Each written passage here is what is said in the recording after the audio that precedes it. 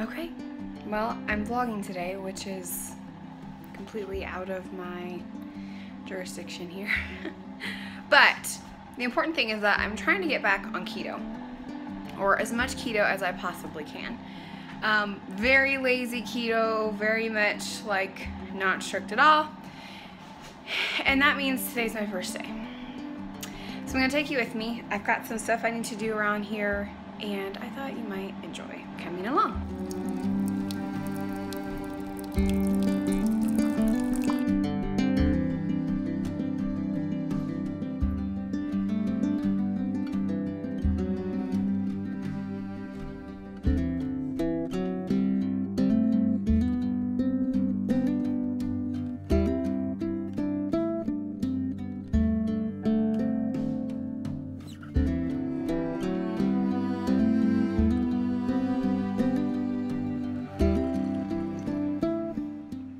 So good. Okay, so on my list of things to do today, the issue with eating keto is that you have to have keto food in the house. And the other issue is that I have some crazy meat aversions this pregnancy. So like, I can eat like hot wings, but I can't eat like baked chicken because it's disgusting to me. Like, it's just nasty and it makes me gag. I can eat like a steak and cheese sandwich, but I can't eat steak because it's just nasty. So I'm trying to find things that I can just be like, okay, I can make this, this'll work. So I have two things. I have egg salad and I have sauerkraut. And neither one of those are at all enough to live off of keto. But I'm gonna try to make some today. And if you have any other keto-friendly suggestions, I would love it. I think my day is gonna look like this. I ate a half a banana for breakfast, which is not necessarily keto, but a half a banana only has about 15 carbs in it.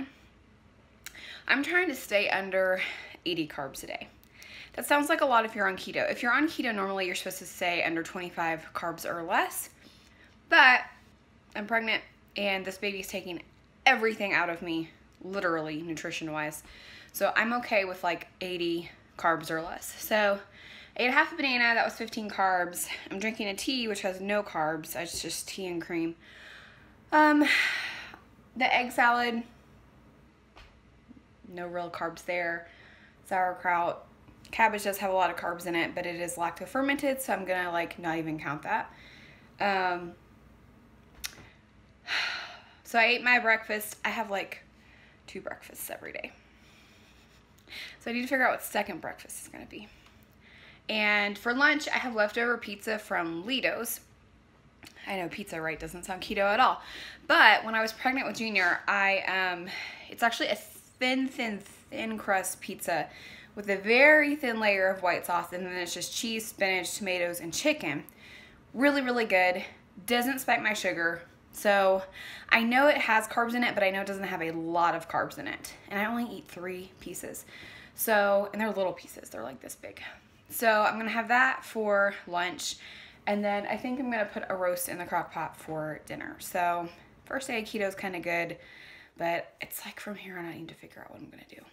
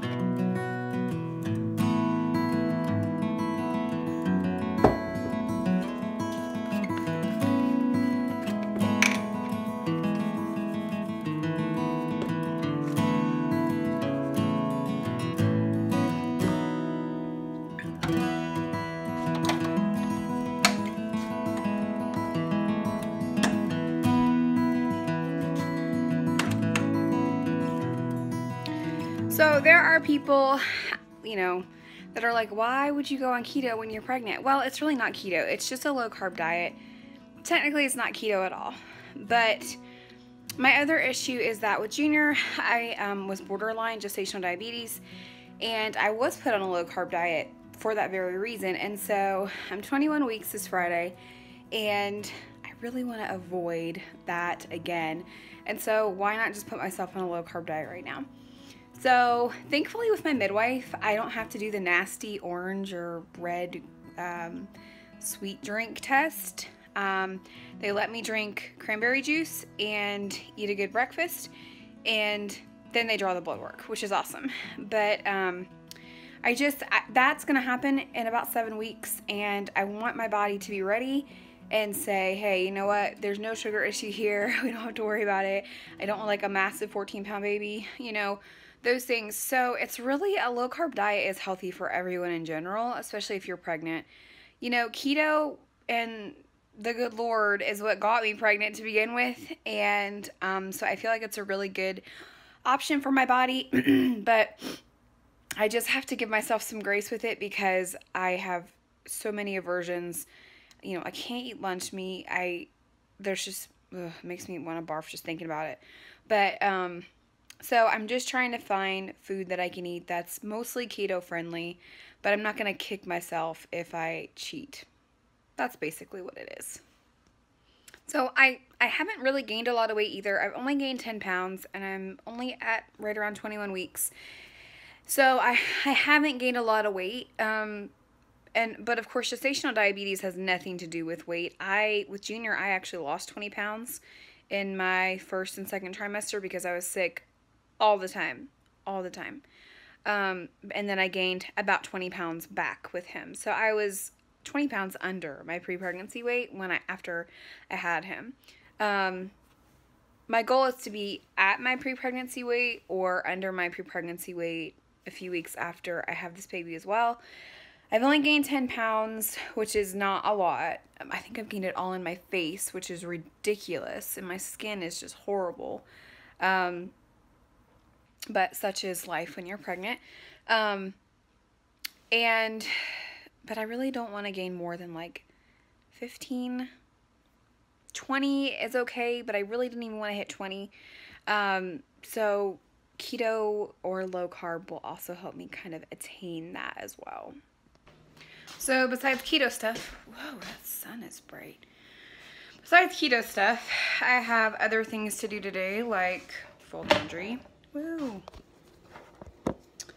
And I have a webinar to do today about measles, which by the time you watch this video, the webinar probably won't be available, but I might try to do it again on replay. And then I have HOA, Homesteaders of America work to do, and that's all in the remaining hours of the day that I have left. The nice thing is that Mark took Junior to work with him today, so I don't have a little boy that's screaming and difficult, so I can get more stuff done. But it's a matter of not wearing out before I get there, and it's already 8 o'clock, and I'm already very tired, and we'll just see how today goes.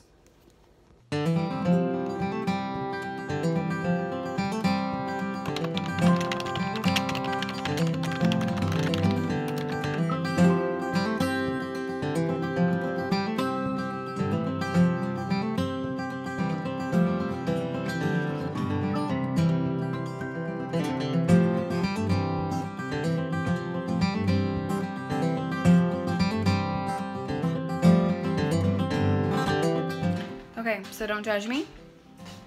Second breakfast is pizza.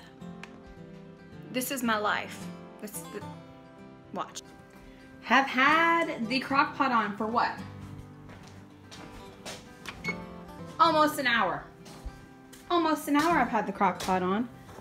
Almost an hour I've not had the crock pot on. Story of my life.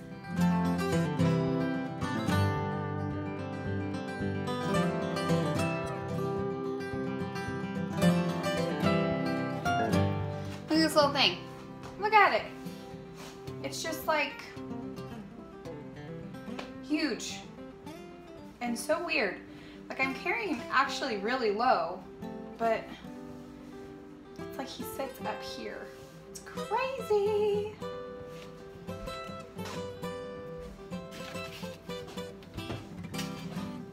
So the trick to reheating pizza, ouch, is to put it in the oven.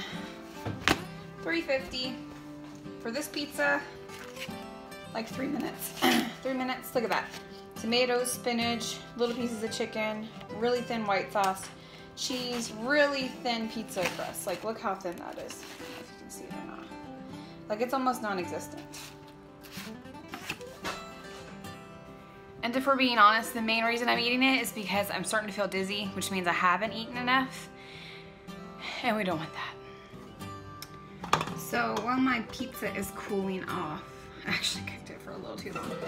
I've got some eggs. I'm gonna go ahead and wash them. Most of them are pretty clean, but it's really muddy because it's been non-stop rain the last however many years it seems.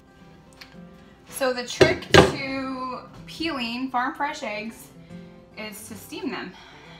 It requires you to remember where you put your steamer, right? Right. Found it. So it's almost darn near impossible to peel boiled farm fresh eggs. Even if you wait till they're a few days old, it's really hard. So I found the best way to do it is just to steam them. So you just put your steamer in a pot, put your eggs in, add a little bit of water, and you're gonna steam them for 10 minutes. Once it starts boiling, get a top one. That top doesn't fit. I don't care. It starts boiling, let it steam for 10 minutes, and then turn it off, submerge them in cold water, and they slip right off. And I think my pizza's ready now.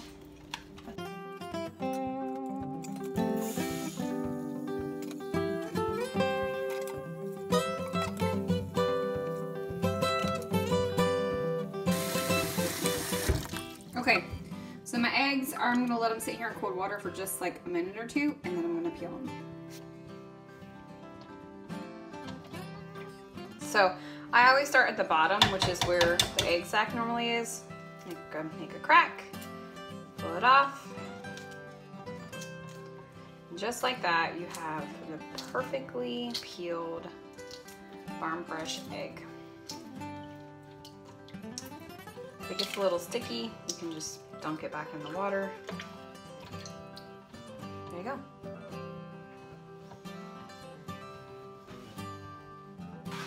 So I'm actually gonna set these in the fridge until I'm ready to make egg salad, which may or may not be for lunch today, but at least I will have it when I'm ready. My egg salad is literally just mayonnaise, mustard, salt, and pepper. It's that simple. I hear a duck. I think he's stuck. Ooh, I can make a Dr. Seuss rhyme out of this. What? What are you doing? Are you stuck? Do you need help?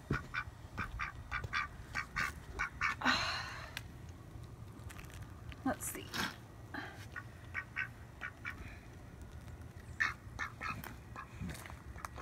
What?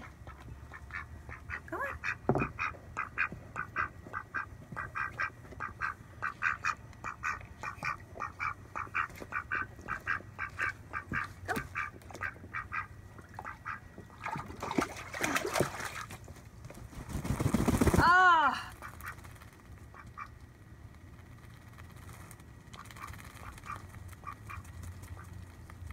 Blah, you're like the nastiest thing.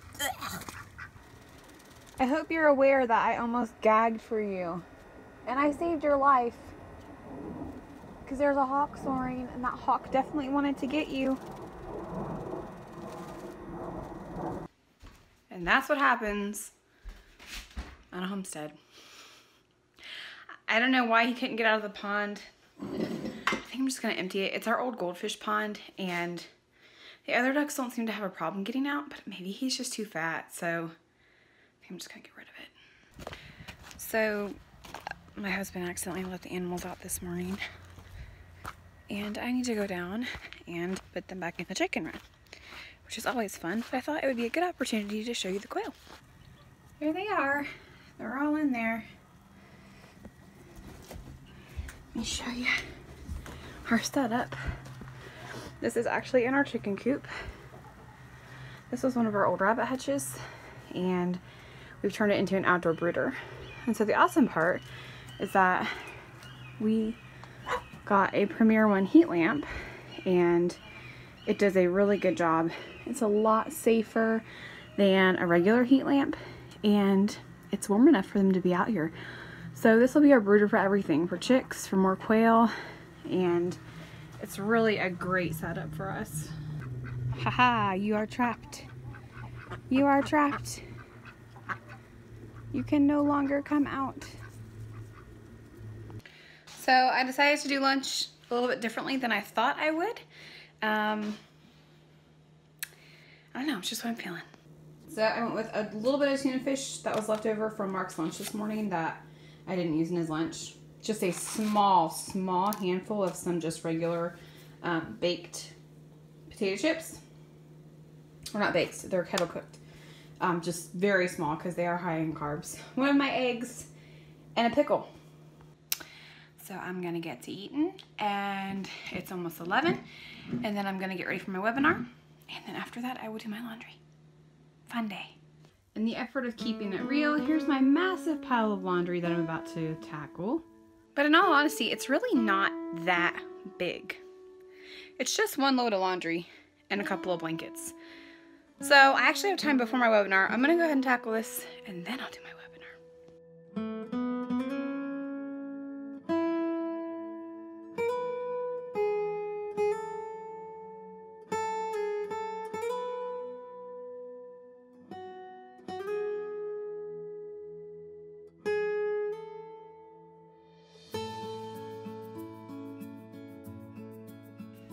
My webinar is over. It was awesome. Now I'm tired. Thankfully dinner is in the crock pot. It is 2 o'clock. And I'm going to rest, then put laundry away, and then spend time with my family. So I hope you enjoyed this video. I have a lot of things coming up, including my book that's coming out this May. I have to tell you a little bit more about. I have a doctor's appointment on Friday. And I have an elderberry syrup recipe video that I've put together that I need to get out for you guys, and a few more things. Hope you enjoyed this video. Have a great day. Happy homesteading.